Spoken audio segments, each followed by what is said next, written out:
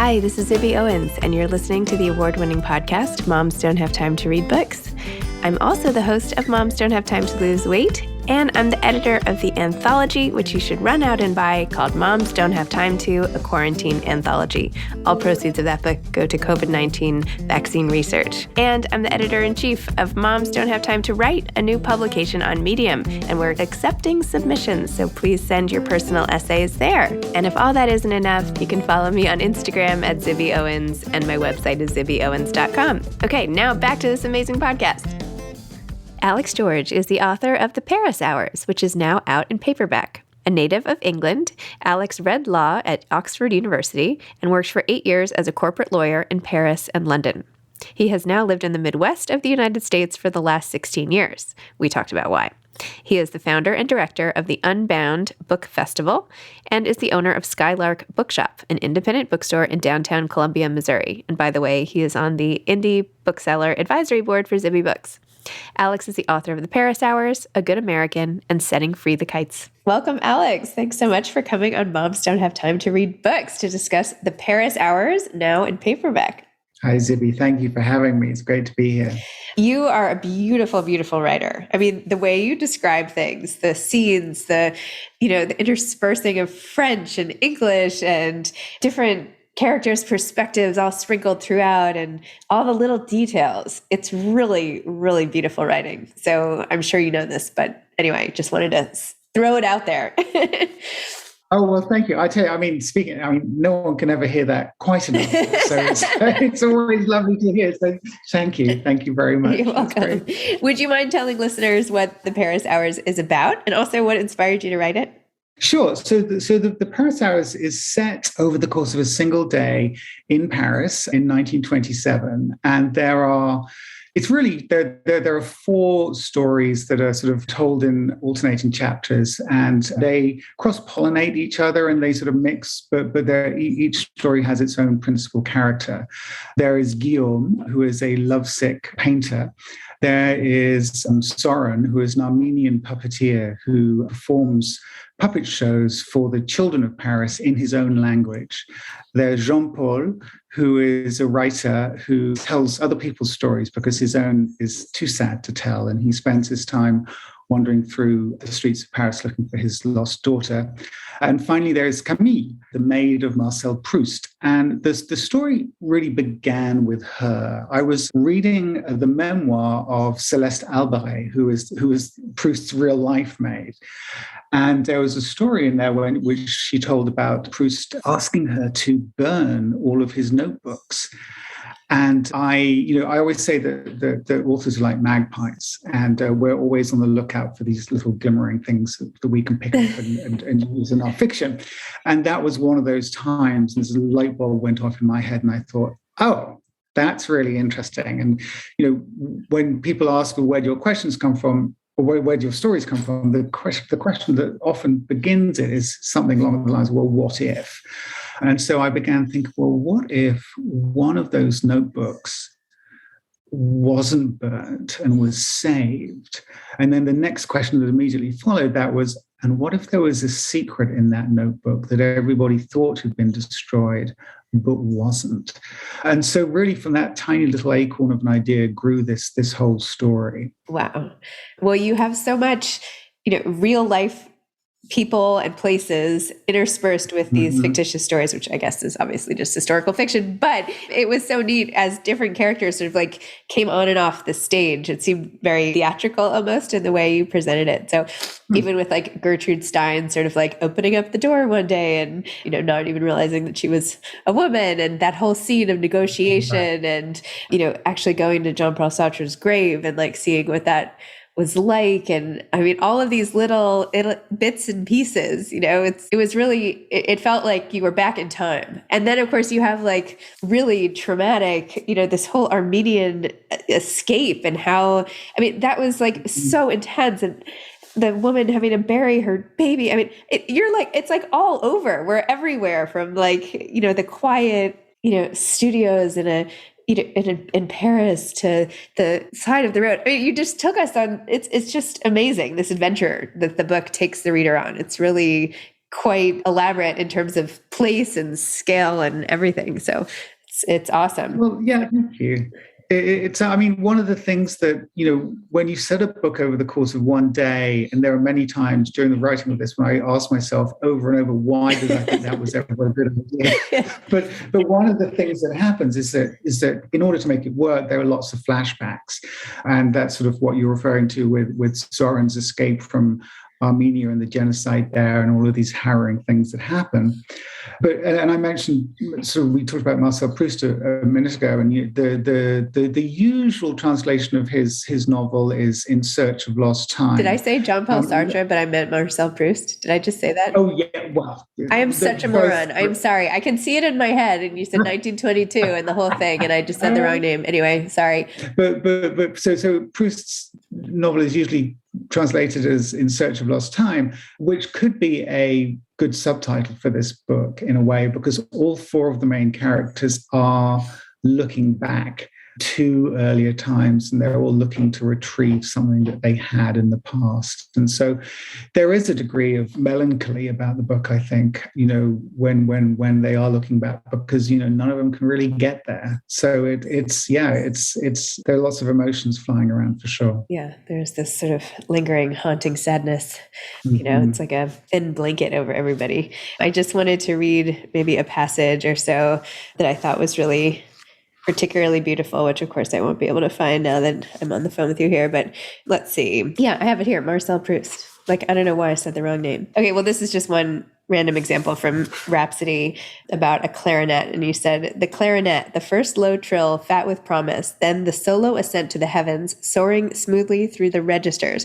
By the time that ecstatic high note, limpid and beautiful, pours into his ears, Jean-Paul has made his escape. I mean, that's just so pretty. And then here again, he soars high over the city's skyscrapered silhouette, his for the taking. He hears the rumble of the Harlem-bound A-train and the orchestra's propulsive rhythms, low and sweet. He hears new worlds and the piano's blistering, arpeggiated attacks. Images streak past like the onrushing traffic, hurtling down the Arrow Street avenues. Perfect lines of shimmying, high-kicking chorus girls, their cherry red lips glistening in the spotlights. A liveried doorman striding onto the busy street, his hand outstretched for a yellow cab, elegant matrons pushing through the door at Bergdorf's.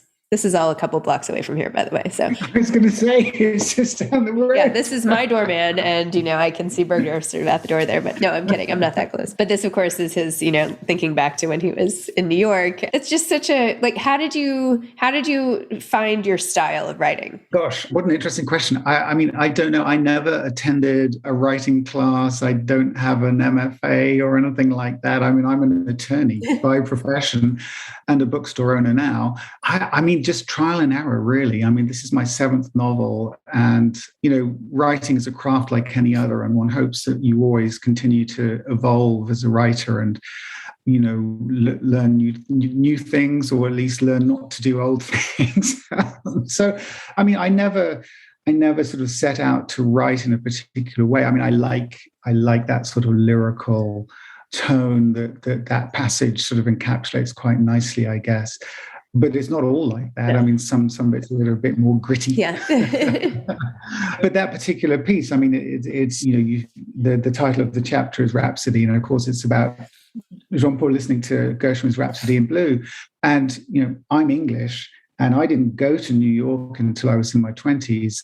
And really, it's what Jean-Paul is feeling there is kind of what I used to feel when I listened to that music as a teenager and before I went to New York. It did encapsulate so much about what I imagined America and New York was like.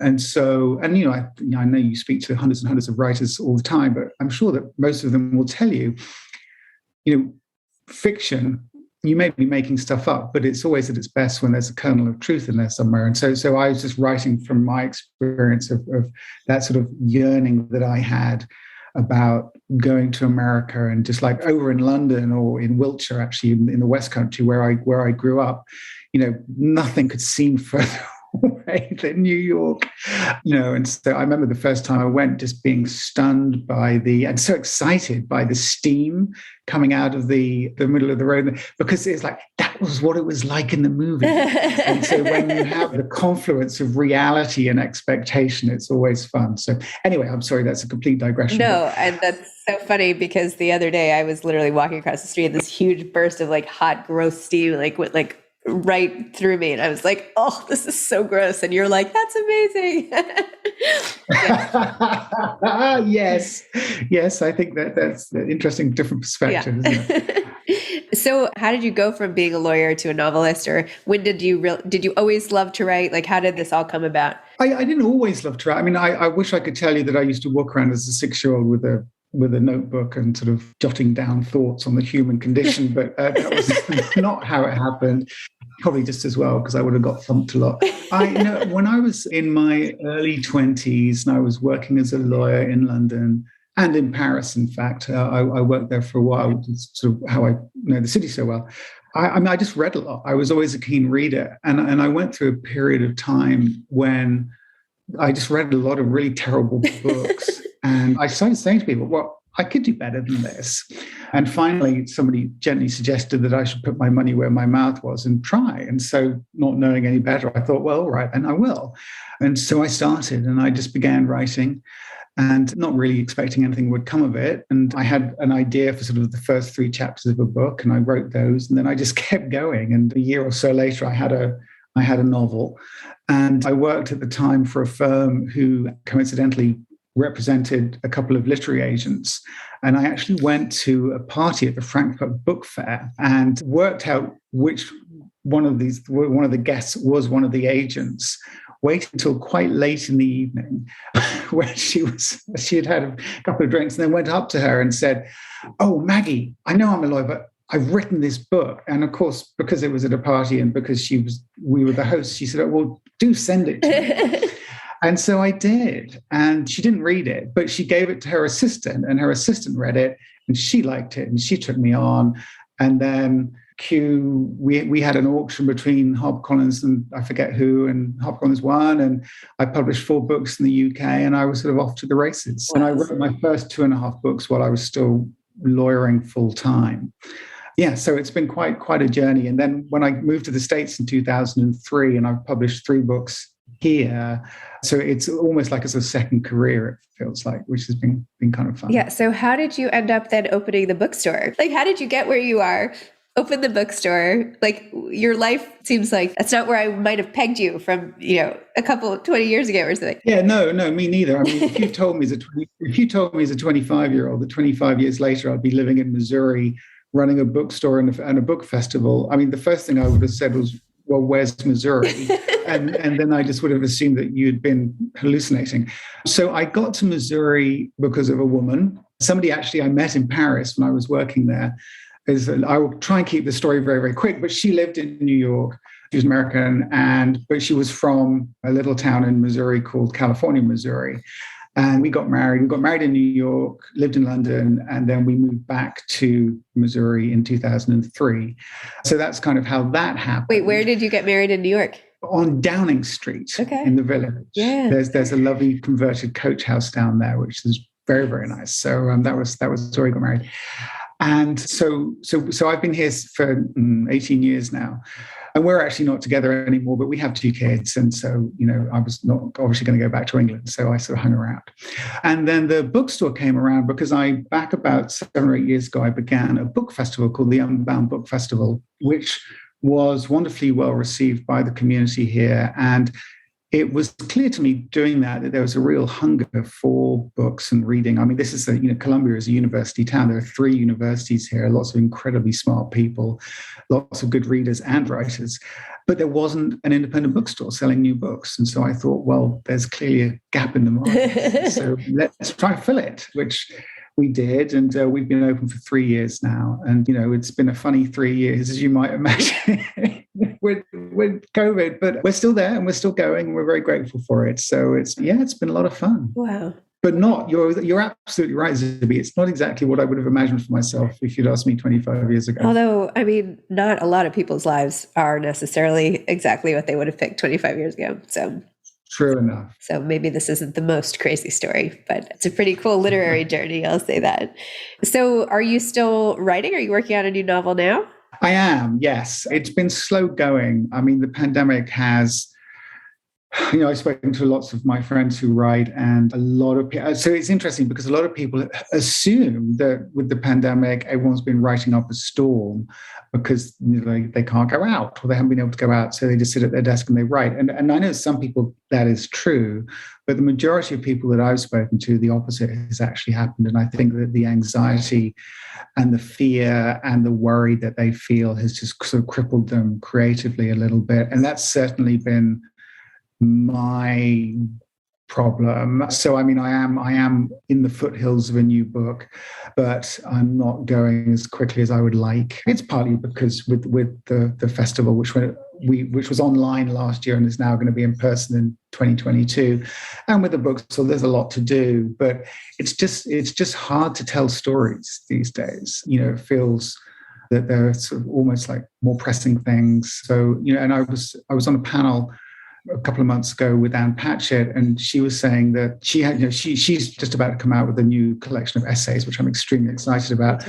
But that was what she did. She turned to nonfiction rather than fiction because, again, just telling stories just didn't seem possible at the time. So, yeah. So, I mean, I am, but it's very slow.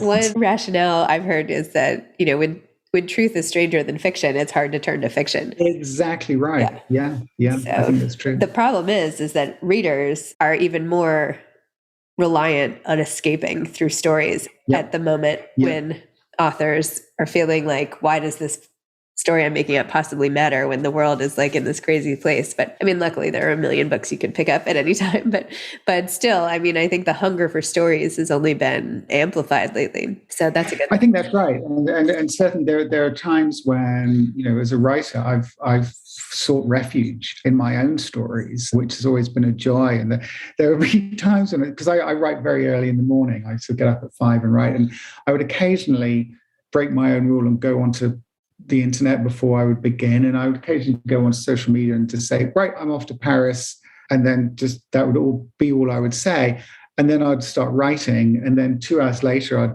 sort of turn the internet back on and people would be going, oh, you lucky thing, when are you going? And I was like, no, not actual power, I'm just in my head. so it does. I mean, it provides an escape for the writers as well as the readers. So you always write in the morning? Yes, and I try and carve out one day a week where I can write for longer periods of time, but that's not going so well right now. And tell me about the upcoming Unbound Festival. So 2020 was a bust because it takes place in April every year, and we had everything all lined up, and it was really just at the last minute that we had to cancel it. But in 2021, we just decided we weren't even going to try, which turned out to be a very good plan. And so it was all online, and that was actually, I mean, it wasn't the same, obviously, as meeting in person, but it went very well. We had, I think, 33 events and about 65 authors. And Tracy K. Smith and Jericho Brown were our two keynotes, the two wonderful poets who just had this incredible conversation, which was wonderful. And we're going to be back in person in 2022. And the keynote speaker is Viet Thanh Nguyen. And we're very, very excited about that. So that's going to be great. But it's a festival that takes place in Columbia, Missouri. It's completely free to attend. We normally have 60 or 70 authors who come, and we bring them in from around the country. And yeah, it's a good time. It's an insane amount of work, which I didn't realize when I began this. I thought we could, this will be fine. We just get a few people come in, it'll be easy. But not the case, actually. But it's wonderfully rewarding, and it's been a wonderful way of meeting. So what's been fun is that I've been able to meet in person a ton of people who I knew online, a ton of authors who I finally got to meet because they came to the festival. So that's been terrific. Oh, excellent. Yeah, but it's just a wonderful way of giving something back to this community. It's a lot of fun. And if people want to find out more about it or attend or anything, where should they go? So it's unboundbookfestival.com. And we're just beginning to get the programming sorted for next year. We always get the keynote in place first, and then sort of program around it a little bit. So we'll be announcing more authors all the time. Exciting. That's awesome. So do you have any advice for aspiring authors? Well, I do. I mean, it has to, of course, come with the caveat that this is what has worked for me, and everybody is different. And so, what and I. In the shop, we actually have, I'm very proud of, we have a big section in the shop for, I think we call it books on writing. And it's everything from sort of very abstruse tomes about writing dialogue to Anne Lamott and Elizabeth Gilbert, all of whom sort of, it's all good advice, but not all of it works for everybody. So you have to find your own way. So with that caveat out of the way, what I always tell people is find a routine, I guess most importantly, and try and write every day, even if it's just for 30 minutes, and find a place, find a time, and then when you've done that, defend it with your life and don't let anything get in the way. It's all about priorities, and you have to make writing a priority. And there's a great book actually called The War of Art by Stephen Presley. I think that's his name. And he basically says he does his best to sort of unglamorize it.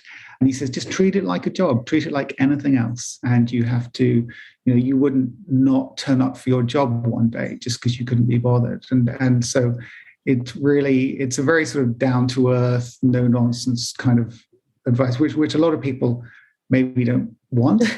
But they might need. They might need it. So that's always been my approach. And because I've always had so many jobs going on, doing so many things simultaneously, for me it was very important to compartmentalize like that. And so, like I say, I get up at 5 o'clock every day and I write for 2 hours, and then I turn off the computer and then take my daughter to school and then get on with everything else that I do. And that's pretty much how these books get written. I mean, it takes a long time to do it that way. But most people, when they start off writing, are doing other things. And so, that's why I think that advice might be helpful, because it's just, you need to find a time and stick to it. And it's a marathon. It's not a sprint. And it's true what you said. A lot of people who pick up books and they think, we could do this, or I could write like this, or whatever. Maybe you could write that page, right? Like maybe you could write that paragraph, or maybe you could write that chapter, but like there's a lot more to it than just that paragraph. So you have to actually put in the time to do the rest of it. No, absolutely. And there's the old saying about, 98%. Or 2% inspiration, 98% perspiration. It's a slog. I mean, this. Writing is lonely, and sometimes it's boring, and sometimes it's dispiriting. Sorry, I make it sound so enticing, don't I? But Sign it's me not up. all. Right. I mean, nobody would do this unless they really felt the need to do it and the need to tell stories, because it's hard work. I think when I first left my law firm, still living in London, and began writing full time, I think my ex-colleagues imagined I would sort of get out of bed at 11 o'clock and then sit down with a cup of coffee in my dressing gown and tap out a paragraph and then go back to bed. I mean, nothing could be further from the truth. I was just living in terror of abject penury and was sort of writing, quicker than ever, because I was just terrified. So, but you've got to stick at it, and bloody-mindedness and determination is a more important quality to have at certain times anyway than a felicitous turn of phrase. So are there any books, last question, then I'll let you go here, but are there books you're loving right now, or just books that you always go to as your favorites in general? So one book that I adore and never have far away from me is Upstream by Mary Oliver, which is not poems, but they're a collection of essays. And there's a bit in the middle of the book which is sort of lit crit, which I am less interested in. But the first bit of the book and the last bit of the book are these beautiful, beautiful essays about creativity and about nature and about being in the moment. And every time, they're all heavily, heavily underlined. And there's so much wisdom and beauty in those pages. So that's one that I adore. And in kind of a similar vein, there's a wonderful book called The Book of Delights by Ross Gay, which we have sold a ton of in the shop, which is their sort of micro essays that he wrote. And he set himself a challenge from one birthday to the next to write every day about something he found that day that delighted him. And it's such a simple idea, but, he's Ross Gay, so he obviously does it in a beautiful way. And he's a wonderful poet as well. And just all sorts of interesting thoughts coming at you from all sorts of weird angles. And it's a real joy, and you can dip in anywhere. And just the way that we sell the book is we just open it up to the back cover, and there's a picture of him, and he's got this enormous smile on his face. And we just say, look, you can read this book, and this is how you're going to feel. And so people go, okay, and they buy it. So it's a very warm-hearted, big-hearted book, very inspiring too. And so that's another one. And I mean, as you know, this fall is just a completely bonkers season for amazing books. I mean, Colson Whitehead's book is out today, I think, Harlem Shuffle, which is fantastic. Cloud Cuckoo Land by Anthony Dura is coming out shortly, and that's also amazing. And Lauren Groff's Matrix just came out. These are all unbelievable books. So there are we're having a lot of fun in the store, although it is Tuesday morning. So as I'm sorry about that, bad timing.